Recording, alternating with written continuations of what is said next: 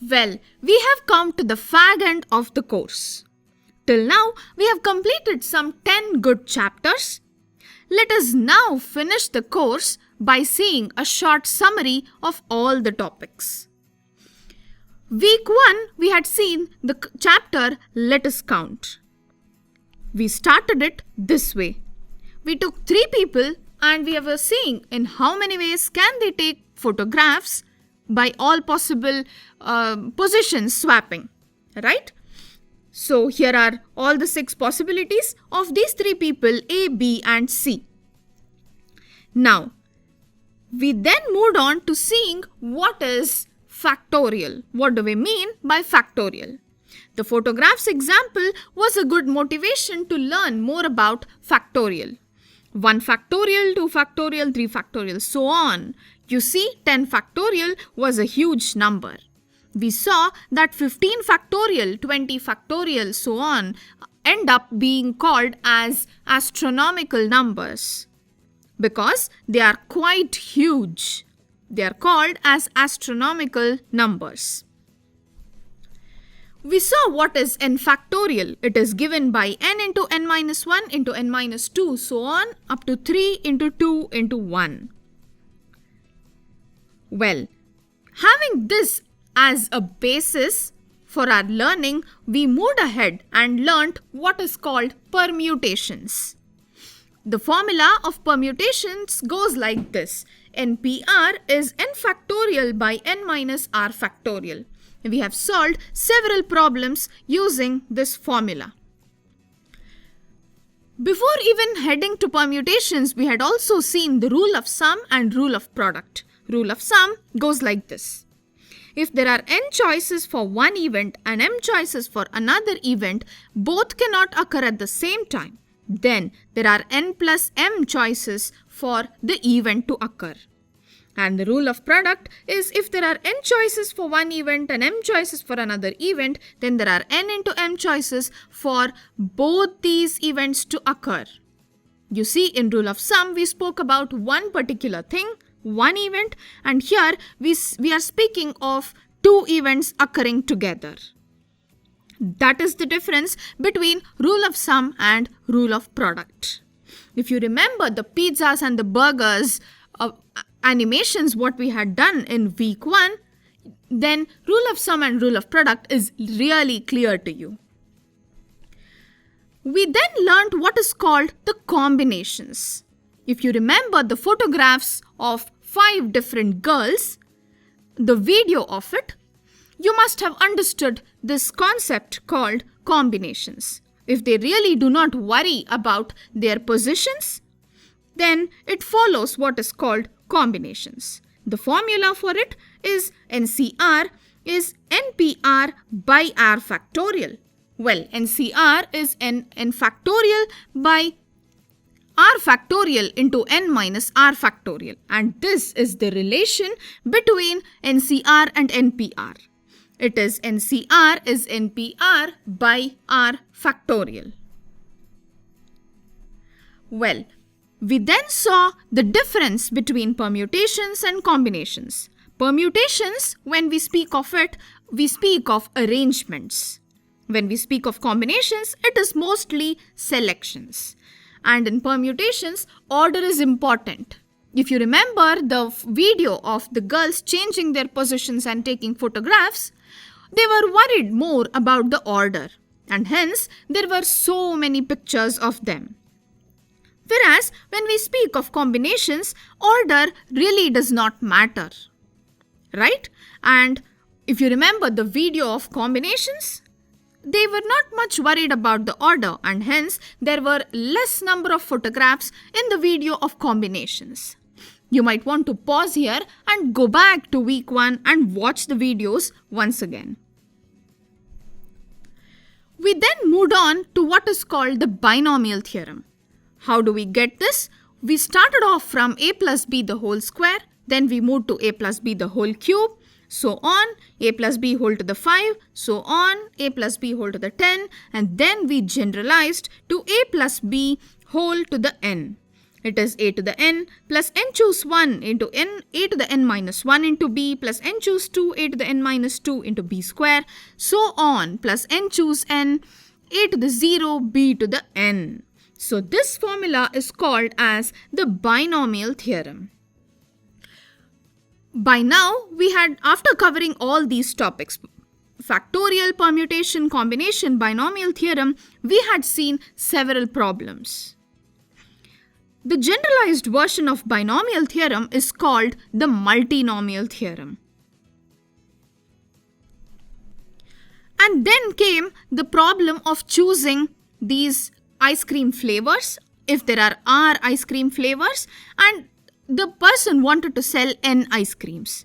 And in how many ways could he sell it? If you remember this video, then the answer was given by n plus r minus 1 choose r minus 1, and this goes by the name combination with repetition. We had also seen a very important concept called the Catalan numbers. How did we start? We started by asking how many parts are there from 0, 0 to 5, 5 without crossing the diagonal. We even calculated manually and got a huge number. We then generalized to any point from 0, 0 to n, n, and we see that it goes by this formula. Cn is 2n choose n minus 2n choose n plus 1. This is called the nth Catalan number. We also saw the series of these Catalan numbers, and we have seen several applications of Catalan numbers like handshakes across the table, the number of binary trees, and so on. The parenthesis also was one among those examples. So this was with the counting chapter. Well, in week 2, we started with some examples of set theory.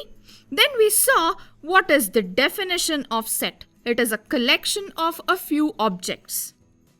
Then we moved on to observe what is union and intersection, right? Union, if an element belongs to A union B, then it means that either it belongs to A or it belongs to B. And if it belongs to intersection, it means it belongs to both the sets. So we saw these two definitions and we solved several problems based on this. And then we have seen what is the cardinality of A union B. It is cardinality of A plus cardinality of B minus cardinality of A intersection B. And then we have seen the same formula for 3 sets. Cardinality of A union B union C is cardinality of A plus cardinality of B plus cardinality of C minus A intersection B minus cardinality of A intersection B minus cardinality of B intersection C plus cardinality of A intersection B intersection C. We have seen these two formulas and we have solved some problems. Well, what comes next is the De Morgan's laws. We saw that A union B whole complement is A complement intersection B complement. And this is the set difference. A minus B is A intersection B complement. You can verify all these using Venn diagrams. We ended the chapter with the topic of symmetric difference.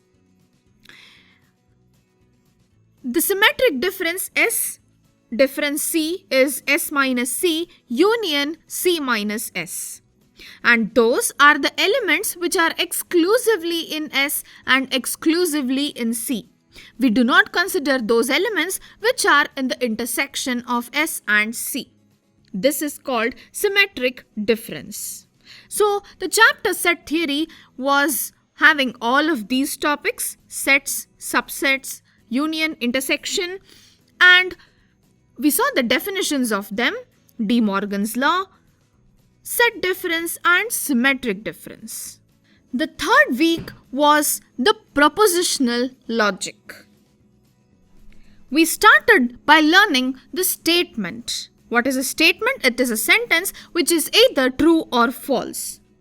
It is also called as a proposition. Here are a few examples of sentences which are not statements. Commands like these and exclamatory sentences, questions, opinions, they are not considered as statements. We then moved on to learning what is called the operators. We began with OR operator. This motivational quote was the first one. He who knows not and knows not that he knows not is a fool. Shun him. He who knows not and knows not that he knows not is simple. Teach him. He who knows and knows not that he knows is asleep. Wake him. He who knows and knows that he knows is an intellectual. Follow him. Then we learned that this is the symbol for OR operator and we saw the truth table of the OR operator. You have two statements here, P and Q. You see that either you have options for P and Q here, 0, 0, then you get P or Q as 0. 0, 1 is a 1, 1, 0 is a 1, 1, 1 is a 1. So, in an OR operator, if either of them is true, then it is enough for the statement to be true. Then comes the AND operator. If you remember, the boy had to go and talk to his parents that both of them should come for the college fest, right? He wanted his mom and his dad, both of them to come. Only then he would feel happy. So there comes the AND operator. 0, 0 is a 0, 1, 0 is a 0, 0, 1 is a 0 and 1, 1 is a 1. That represents both his parents coming for the college fest. So an AND operator is written like this. Only when both P and Q are true is the entire statement true. So this is the truth table of an AND operator. This is the truth table for an XOR operator, right? It is called the exclusive OR. What happens here is both of them, if both of them follow the same value, then it is 0. If it is both 0, then it is a 0. If both are 1, then it is a 0. 0, 1 is 1 and 1, 0 is a 1. This is an XOR operator. What comes next is an implication. A implies B. If A and B are both false, then A implies B is 1. If it is a 0 and a 1, then A implies B is 1. If it is 1 and 0, then it is a 0. 1 and 1 is a 1. Right? What do you understand here? If A is true and B is not true, then it is not true. That implication does not hold. Right? We also learnt something called a tautology. Here is the truth table for it. We have P column, Q column, P or Q, and P implies P or Q. A tautology is always true. You see the truth table here? We are concerned mainly with this column P and this column P or Q. And we apply an implication on it. We see that 0, 0, 0, 1, 1, 1, 1, 1. Right? We apply implication and what we get as the final answer, look at this fourth column. It is 1, 1, 1, 1. Right? You see that a tautology is always true. What comes next in line is the contradiction. A contradiction is always false. Negation P implies Q and Q. Right? This is the truth table. We have P, Q, P implies Q, negation of P implies Q, and negation of P implies Q and Q. We have these columns here. Look at the columns which are circled in pink. It is a 0, 0, which is a 0, 1, 0 is a 0, 0, 1 is a 0, and 1, 0 is a 0. Why? Because it is an AND operator. Only if there is a 1, 1 will you get a 1. And hence, this is not true. A contradiction is always false. We also studied these two categories of statements, the primitive statement and the compound statement. A primitive statement is just one piece of information. It is a very basic statement. A compound statement is pieces of information stitched together with or and.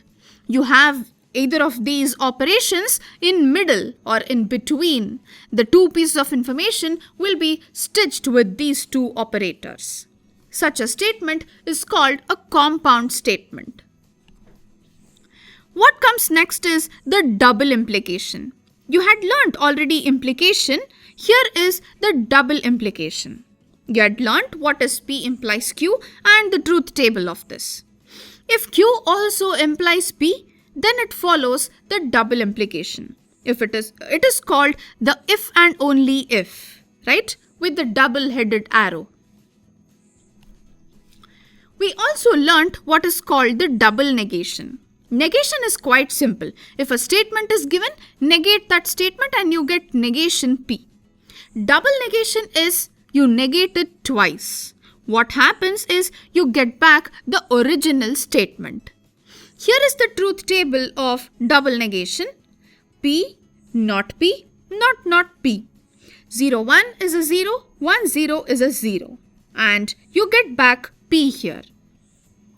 We also learnt rules of inference. We solved several problems on it and through them we learnt all the rules of inference. I am now going to summarize the relations chapter. We started off like this. We considered these 5 people A, B, C, D, E. A and B were school friends. A and E were college friends. D and DC used to play football together. And EC hence knew each other. What we are doing is we are formulating a relation on this set of people A, B, C, D, E. Right? Now, what we are going to do next is we have seen a matrix representation of the relation between these people. A, B, C, D, E. B does not know C and hence there is a 0 there. B does not know E either, so there is a 0 there. D knows C and hence it's a 1. E knows all of them and hence it's a 1 and so on. Right? Now, we considered these lines, parallel lines, and some one is not parallel and so on. We considered these 6 lines and we took the parallelism as the relation. Like one line is parallel to other line implies it is related to the other line. And then we considered the matrix of these lines. Right? So if L1 is parallel to L2, then it gets a 1. Right? Though in the matrix L1, L2 is 0, the entry there is 0. I just gave an example. If Li is parallel to Lj, then the corresponding entry in the matrix Li, Lj will be 1. If not, it is a 0. So you see the diagonal here, all are 1s. How? Every line is considered to be parallel to itself. And one more observation. You see, if L2 is parallel to L5, L5 is also parallel to L2. Right? Now, this is a symmetric it is a symmetric matrix. What do I mean by that? A transpose, if you take, it is equal to A. Therefore, it is a symmetric matrix. Now, we studied that relations are a subset of S cross S. And the total number of subsets of S cross S are 2 to the power of S cross S. We know this from set theory chapter, right? And how many elements are there in S cross S? It is n square. And therefore, 2 to the n square is the total number of relations on the set S. Now, we are now considering how many reflexive relations are there. We have seen this. A1, A1, A2, A2, so on, An, An.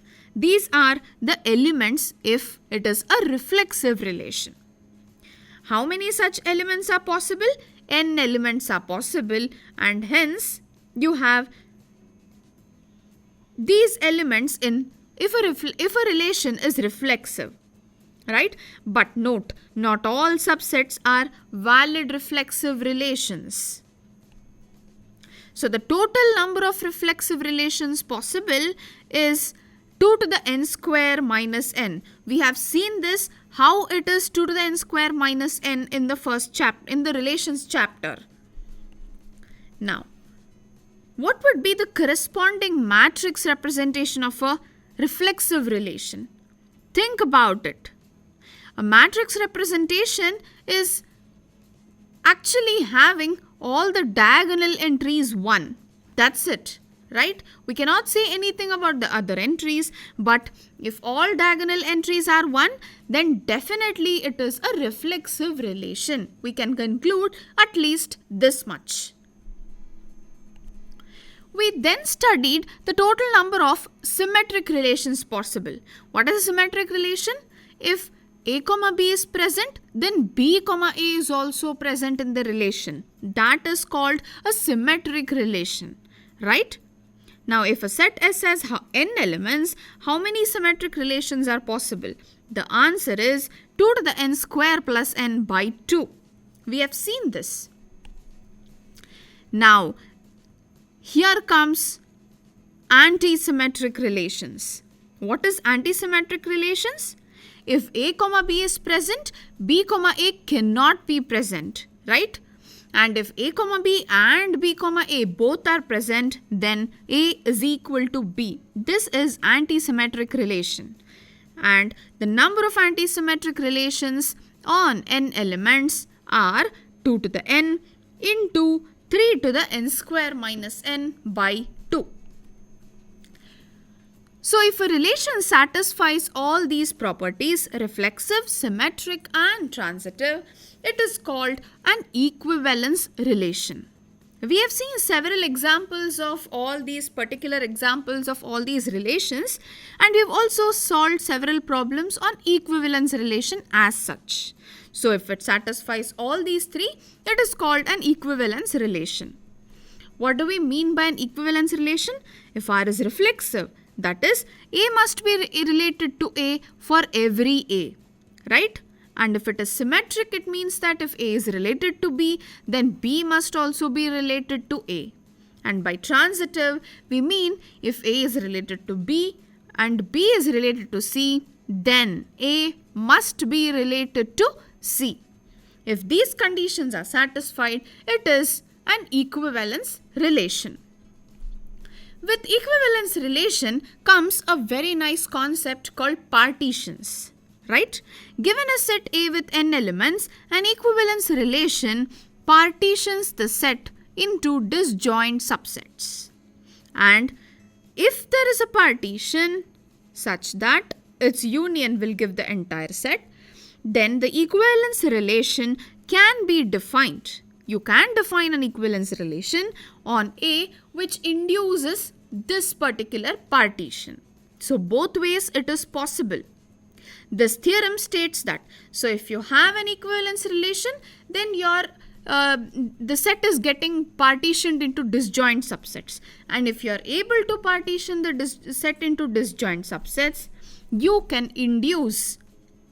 have an equivalence relation which can induce a partition. So, we have seen all these concepts in the relations chapter. The moment you see this diagram, it is for sure that I am talking about functions. Yes, I am going to summarize this chapter, functions, now. We had seen what is a function, and we had seen that there is a difference between relations and functions. It is a mapping from one set to another set, or it is a relation from one set to another set where one element is not related to two elements simultaneously, right? We had seen several examples and non-examples of functions. What comes next is one-one function, what it is, right? Where you have one element going exactly to one element, it is called as a one-one function. Please note, when we talk of functions, all the elements in the domain should be mapped to some element in the codomain, right? Now, in such a case, what happens? What do you see? What are you seeing here? You're seeing that domain has less number of elements than the codomain. In such a case, a 1-1 function is possible. Now, how do you show that a function is 1-1? You have a function f from x to y. You have to show that it is 1-1.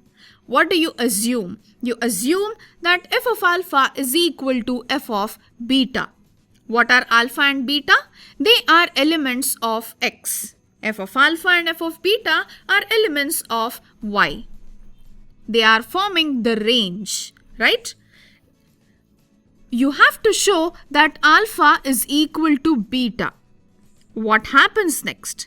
You are sure that alpha is not equal to beta. That is, only when f of alpha is equal to f of beta does alpha equal to beta come. Right? And hence you are showing that f is 1-1. Now, this is called the onto function, where all your elements in the codomain are mapped to some elements, or they are actually images of some elements of the domain. Right? Every element here has a pre-image in the domain. Such a function is called an onto function. Again, here we have seen several examples. For every y in the codomain, there exists some x in the domain such that f of x is equal to y. This is the definition of an onto function. Now, if a function is onto, you have seen that codomain is equal to range. How? You are sure that every element in the codomain has a pre-image in the domain, and hence every element in the codomain must be your range. So when you say that a function is onto, you can close your eyes and tell that codomain equals range in this case. Now, how do you prove it? For any y belonging to the codomain, there exists an x. You must show that there exists such a x belonging to the domain such that f of x equals y. If you show this, then you have proved that a function is onto. Now, once you see a onto function and a 1-1 function, the immediate next step is defining a bijection. Any function that is both 1-1 and onto is called a bijection. We have seen several examples of bijections, right? Now, a counting question comes here. What are the total possible functions from a domain with cardinality m to a domain of cardinality n, right? What are the total possible functions? We see that it is n to the m. Now, what are the total possible bijections? If the domain contains m elements, it is m factorial in number, the total possible bijections. You have seen how it is true. You've also seen the total possible 1-1 functions, right? In one case, it is NPR, it follows permutation, and in the other case, it is a factorial itself, right? For the total possible onto functions, we have seen that in the chapter Principle of Inclusion and Exclusion. Now, the next one is composition of functions. We have seen that if a function is given to you from x to y, g is another function from y to z, then g composition f is a function from x to z. G composition f is actually g of f of x. The input value to g of f is actually g composition f is actually your values from the range of f, right? And from the range of f you take the values, you apply g on it, and you get the values of g composition f, that is elements in z. So this is called g composition f. If I remember, we had seen the example of student's name, birth date and birthday, right? You give a function, you give a student's name, you finally get the birthday as your final output. That was the example which we had seen. Now, The last topic in functions is the invertibility of a function. Inverse of a function is always defined from codomain to the domain, right? All this while we were talking of a function from domain to codomain. Now inverse is from codomain to domain. F inverse is from y to x. And when is this possible? Inverse is possible only if the function is bijective, otherwise it is not. If it is unclear to you, you must probably watch the videos once again. A great tool in mathematics which comes handy in solving problems is what is called the mathematical induction. We started the chapter with seeing this example of alcoholics. We see that if a person stops drinking or stops becoming alcoholic, then he can continue doing the so for others, and finally in the city you will not have any alcoholics. We saw this by induction. We then saw the dominoes falling. If you disturb one domino, it falls on the second one falls on the third one, and so on. It continues, right? Up to the last one. And we saw how 1 plus 2 plus 3 up to so on plus n is n into n plus 1 by 2. Well, we didn't stop with this. We saw several other examples using mathematical induction. We proved them, right? Well, what is induction? What constitutes induction is the following. You will be given a statement, the P of n, which is a proposition, right? N is what you are inducting on. It is called the inducting value. Then you prove the proposition for n equals 1. It goes by the name basis step. And you must ensure that P of 1 is true. Once P of 1 is true, you can move to the induction hypothesis. What does it say? It says that the proposition is true for some k, right? You can assume this. Now, once it is true for P of 1, once the proposition is true for P of 1, for n equals 1 and n equals k, for both of these if it is true, then we should prove that P of k plus 1 is true. This is called the induction step. Here is the major part where you must prove that the actual hypothesis is true. Before this step, whatever you have done is quite simple. You just show that P of 1 is true, then you assume that it is true for some k, and then comes the portion where you have to show that P of k plus 1 is true. This goes by the name induction step. Once you prove that the induction step is true, then you can tell that the proposition is true for any n. Once this is done, the proof is complete by mathematical induction. We had seen several examples on this. The next topic in the week was the pigeonhole principle. Before moving to this example, let me just paraphrase what is pigeonhole principle. If you're having n pigeons and m pigeonholes, where m is less than n, then there exists at least one pigeonhole which has 2 pigeons. Right? It is very obvious. Looks very easy too. Now, we can use this in solving several problems. If you remember this equilateral triangle, each of 1 unit side, you must show that there are 2 points with distance at most 1 by 3. We did this using pigeonhole principle. What we did was we divided the triangle into 9 equivalent triangles, right? Smaller triangles, and then we observed that there exists at least one triangle where there are 2 points of distance less than 1 by 3 between them. So we used pigeonhole principle here. We ended the week with a very cute question. Consider 10 people standing. You will always be able to find 4 people in increasing or decreasing order of their height. We had used pigeonhole principle out of the blue to solve this question. I mean, when you read this question, can you even guess that you can use PHP or rather pigeonhole principle to solve this? If you remember how we had done, we considered their heights, right? It was not in increasing or decreasing order. Then we saw that their height, if you consider the proof again, you will be able to recollect it. We had done it using PHP. That was with the induction and pigeonhole principle.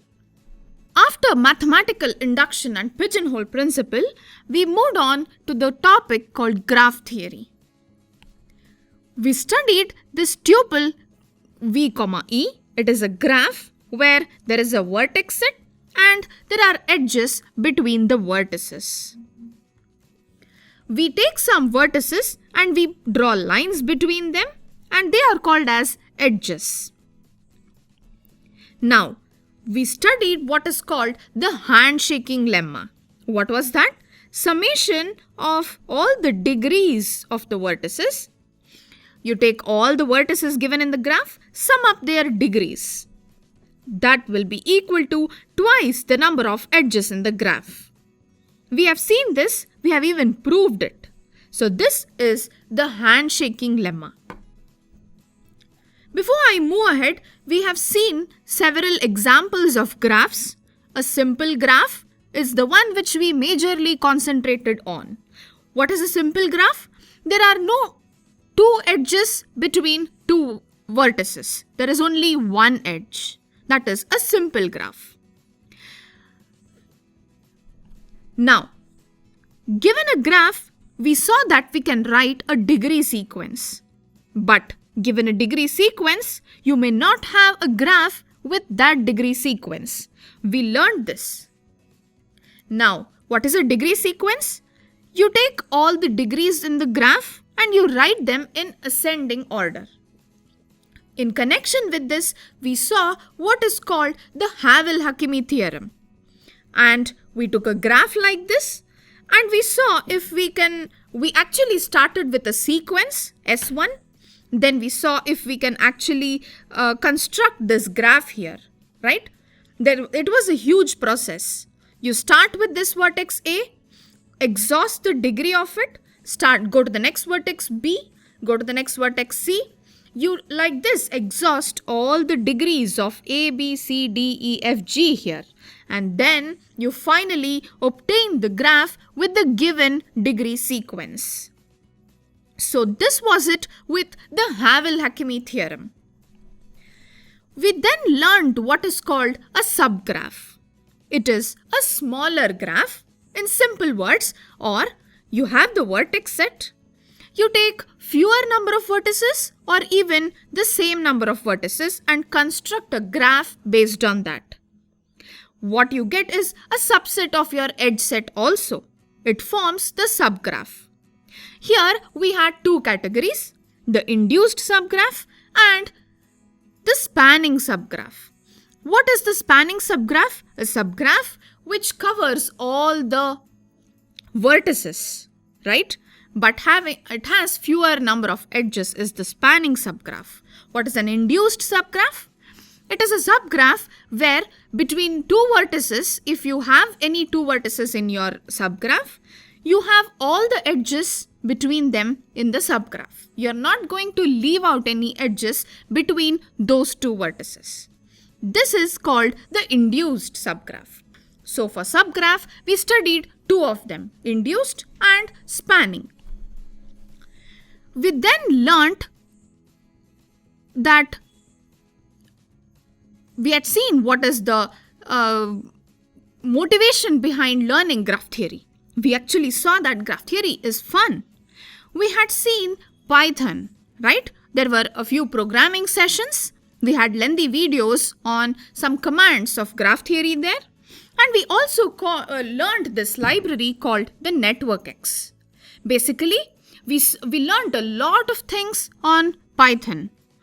To summarize, we learned how to draw a graph, how to add vertices, how to add edges, how can we check if a graph is connected, how can we check if it is Eulerian, and so on. We saw everything there. We could even see if we can actually draw the graph or not given a degree sequence, right? We had long sessions with Python. We learnt what is called a tree. It is a connected acyclic graph. There are no cycles in it, and it is a connected graph. Now, not just simple graph, we also learnt what is called the weighted graph. Basically, between any two vertices on an edge, there is something called the weight. We started with this motivational example of telephonic conversation between people. If you call me and the number of minutes or hours we speak to each other becomes the weight of the edge or the weight of the friendship graph here, right? So between two people, you always have an edge and a value to the edge. So this is called the weighted graph. You assign weights to the edges. Then we learnt the Eulerian graph. What happens in an Eulerian graph? You start from a node, you exhaust all the edges. That is, you visit all the edges and you come back to the same node without going through an edge more than once. The rule is you must not repeat an edge more than once, but you must visit all the edges. And you must come back to the same point where you initially started. So this was it with the Eulerian graph. And we have seen several examples where we actually start from a node, go through all the vertices and come back to the same node. We checked even on Python whether a graph is Eulerian or not. If I remember, the command was is Eulerian. And then moving on, we saw that the litmus test for Eulerian graphs is that all the vertices should have even degree. Also, if all the vertices have even degree, the graph is Eulerian. It is an if and only if condition here. So this is a litmus test. A graph where one can go through all the vertices without repeating vertices, obviously you will not repeat edges more than once, is called a Hamiltonian graph. So we studied several examples where you start from a node, you go through all the nodes and come back to it, right? Basically, you are searching for a Hamiltonian cycle in the graph. A Hamiltonian cycle is what? You start from a node, take a cycle where you do not repeat the vertices and you come back to the initial point, right? After exhausting all the vertices. We then learned what is called as the isomorphism. Iso means same, morphism means different. It's actually an oxymoron, you see. We saw graphs which are isomorphic as well which are not. We even played the game, if you remember, right? And the website was Eric Nicholson. We can check if two graphs are isomorphic or not. Even on Python, the command goes like this, is isomorphic. You get a true or a false value there. When a graph is disconnected, its complement is always connected.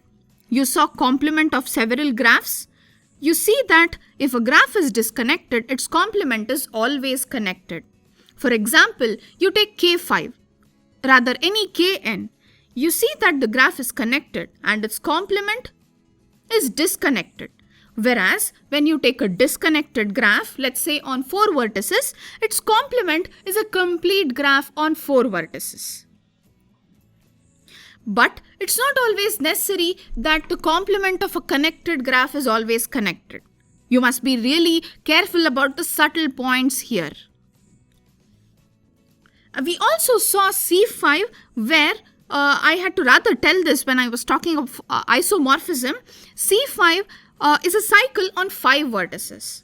A star is also a C5. A star, by star I mean not the graph theoretic star where there is a center vertex and all the other edges connected to it. I mean a literal star. And then we saw what is called the Dirac's theorem and the Orr's theorem. The Orr's theorem is a stronger condition of the Dirac's theorem. For any two vertices x and y, if degree of x plus degree of y is greater than or equal to n, then there is a Hamiltonian cycle. So in Dirac's, what happens is they say it for one vertex. If degree of x is greater than or equal to n by 2, that is, then there is a Hamiltonian cycle. So we had also seen the proof of Dirac's theorem. Moving on to planarity, we saw that a graph is planar if we can draw it on a plane such that no two edges intersect. Basically, we do not want crossovers. Right? Now, when we speak of planarity, regions emerge. Right? And what we can tell next is, if a graph is planar, V minus E plus R equals 2. The famous Euler's formula. We also proved this using induction. The last topic that we covered was that of coloring. We studied what is proper coloring, where we initially started with the question that you take India's map, you take all the states, you put a vertex in every state, right? You connect all the neighboring states and you see if you can properly color it. What was the minimum number of colors that is required to color India's map? Properly, that is. We did that and we saw that 4 colors are sufficient to color India's map. So all the topics that we saw were Eulerian, Hamiltonian, coloring, planarity, disconnected graphs, connected graphs. We also saw star graph, and we saw coloring or chromatic numbers for a few graphs. This week we have also seen chromatic polynomials, right? It is an extended version of coloring topic, and so on. After graph theory comes the advanced counting techniques. In this, we have studied principle of inclusion-exclusion, generating functions, and recurrence relations. I am now going to start with generating functions. So, what we saw was the connectedness between polynomials and a counting question. You are asked to count certain things and you frame a polynomial related to that and then solve the problem. We have seen the power of generating functions in solving problems. We see that the technique is extremely useful.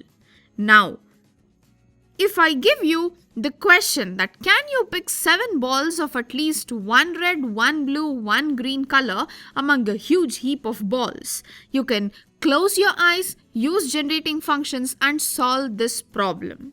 We have seen several problems of this genre. Now, we started with framing this polynomial 1 plus x square plus x cube plus so on, right? We initially started with the words example, if you remember. There were certain conditions given that you can start framing the words with this letter, you have to follow with these vowels and end with these letters. And you were asked, how many such words can you frame, right?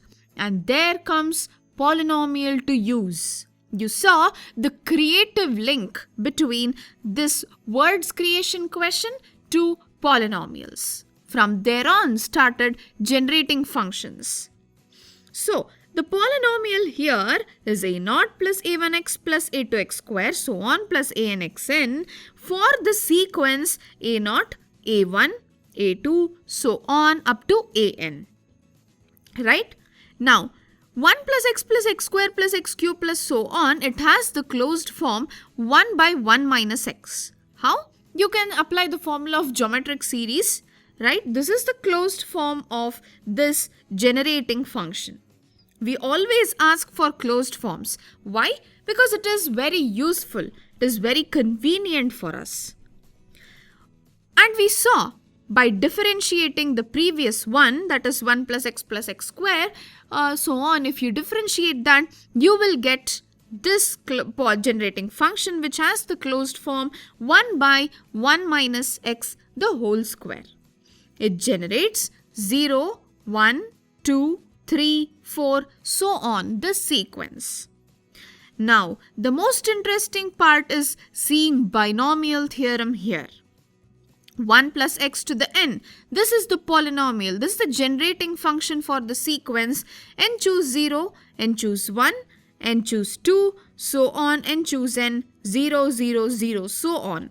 This is the sequence. We also saw 1 by 1 minus a y. This in general generates a to the 0, a square, a cube, a to the 4, so on. In particular, 1 by 1 minus 3y generates 3 to the 0, 3 to the 1, 3 square, 3 cube, 3 to the 4, so on. We saw several other generating functions and the corresponding sequence which they generate. Now, before I move ahead to principle of inclusion and exclusion, let me tell you what we have studied in generating functions this week. In the advanced topics, we have seen partitions, right? We have seen how we can find out P of n using generating functions. We have seen what is PD of n, what is PO of n, how they are equal. We have given a combinatorial proof for it, right? And we have seen what is the generating function for PD of n and PO of n. We have also seen the exponential generating function and a problem on it. Now, moving ahead to principle of inclusion and exclusion. This is another advanced counting technique. You see this Venn diagram here consisting of 3 sets A, B, C.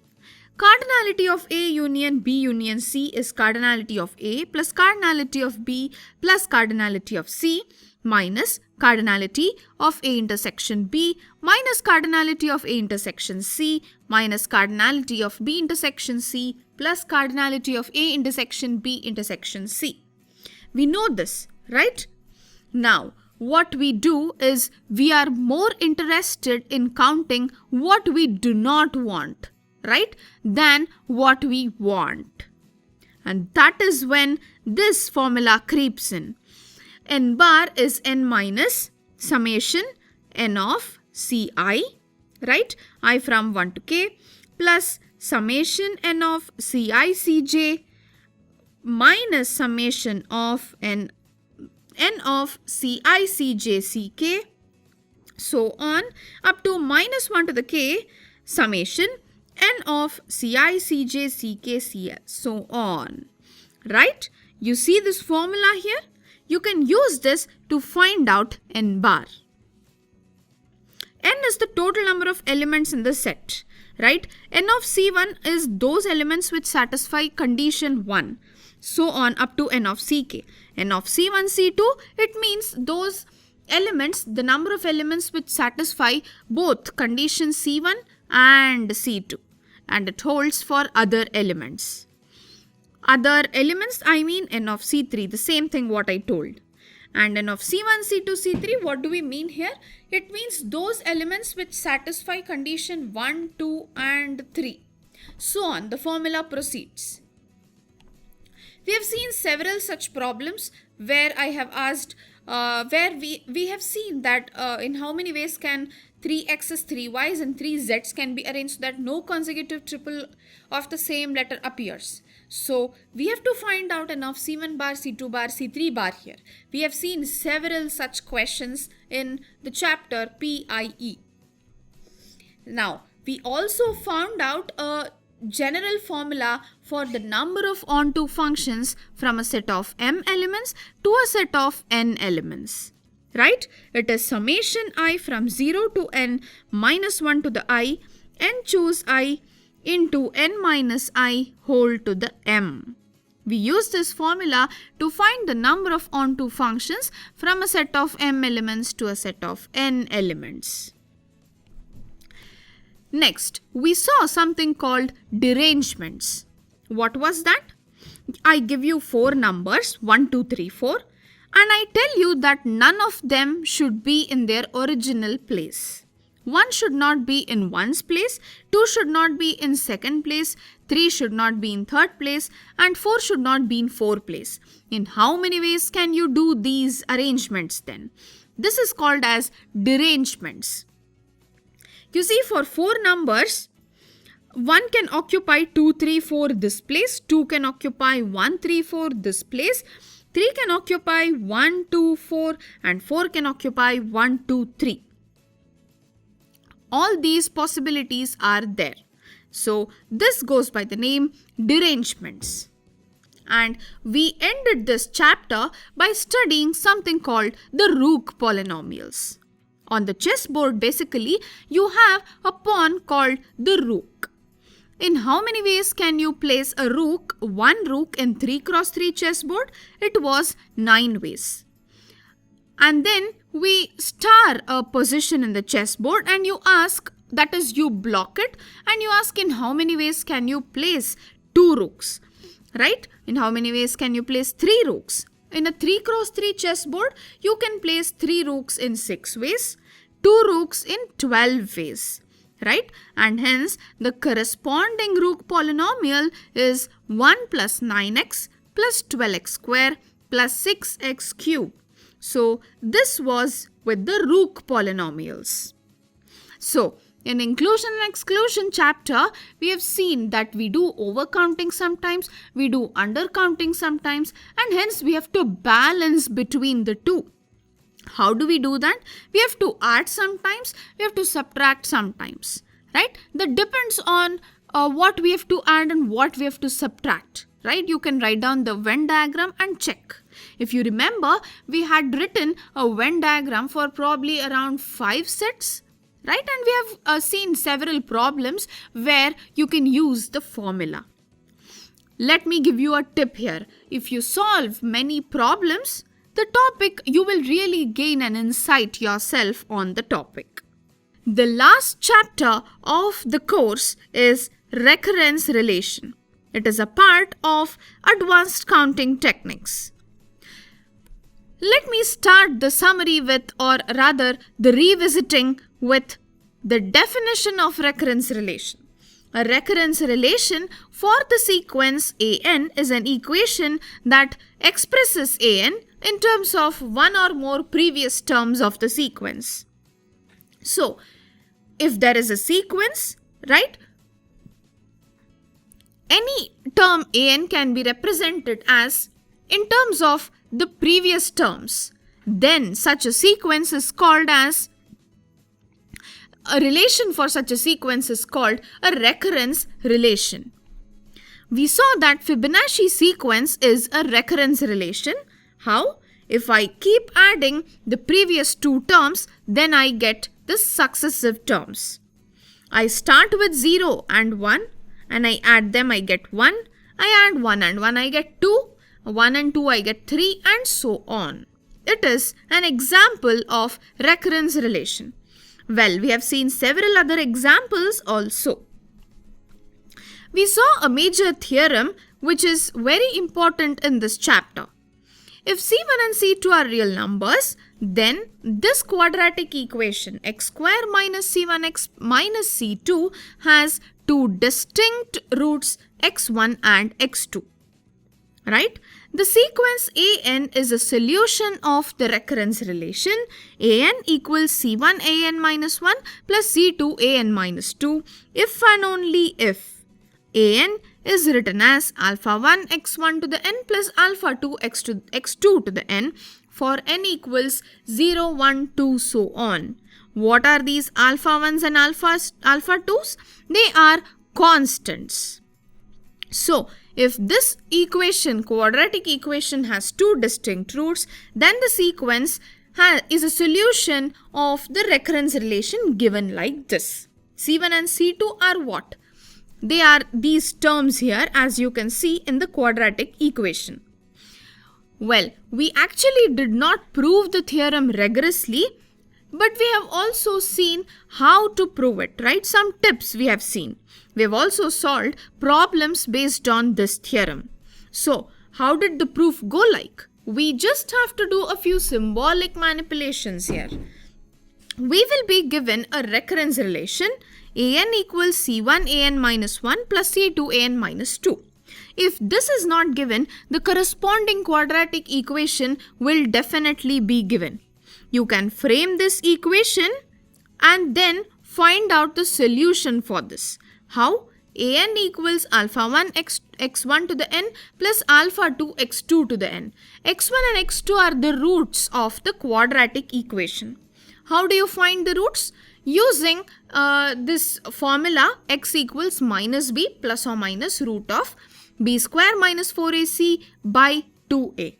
You will get the roots x1 and x2, and hence you can substitute here and find out alpha 1 and alpha 2. Right? You will get simultaneous equations. We have seen a lot of this. Now, we have also studied something called the algorithmic complexity. Right? The order, or it is also called as the order. What does it mean?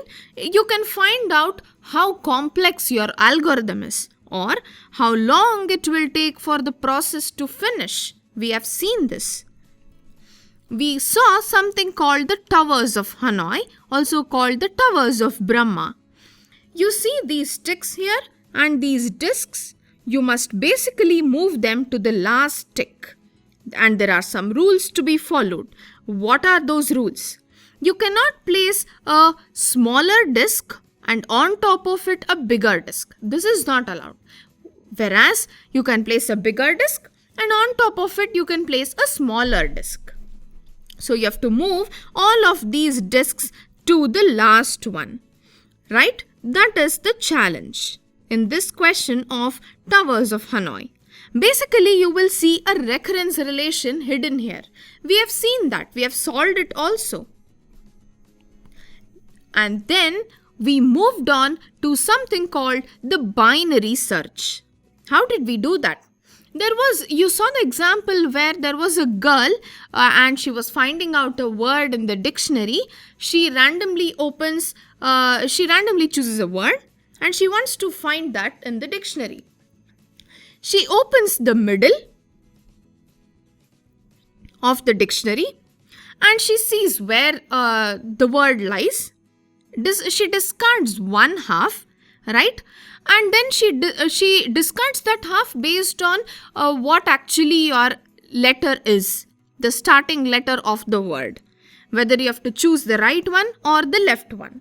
Now, based on what you have retained, you will again go to the center, discard one half of it and keep one half of it, again depending on what letter is the word containing in the beginning, right? Now, you will continue this process and yes, you will end up finding the letter in the end. Now, this algorithm has the recurrence relation T of n equals log n. It is called the binary search. And we also saw something called the merge sort. A teacher had to sort her answer scripts, right? She had some answer scripts and she had to sort it based on their marks. Now, she divides it into two halves, gives it to her two children and asks them to sort it. Well, a child A has sorted it and student B has also sorted it. Now they give it back to her. We see that the entire pile of answer scripts is not actually sorted. We have to sort it, right? And here comes the merge sort. The relation for it is T of n equals 2 into T of n by 2 plus n. So it's 2 times T of n by 2 plus n. Now, we saw that the number of transactions in binary search is actually order of log n and the number of transactions in bubble sort is order n square. So, this was with the recurrence relations. We have seen several problems here and we have seen some subtle concepts. You might face difficulty initially, but do not worry. Things will be clear if you watch the videos once or twice more. So this was the entire course in a small video, in a small chunk. About 1 hour of this video gives you the entire glimpse of this course. But please note, we might not have covered all the topics in this entire chunk of one video, but we have seen to it that we cover the most important ones. This course has been very colorful in terms of the content, the animations, and examples and analogies that we have given. Now, in front of you are several colors. Choose the right colors and you have a canvas. Choose the right canvas and the right colors and move ahead to paint a beautiful portrait.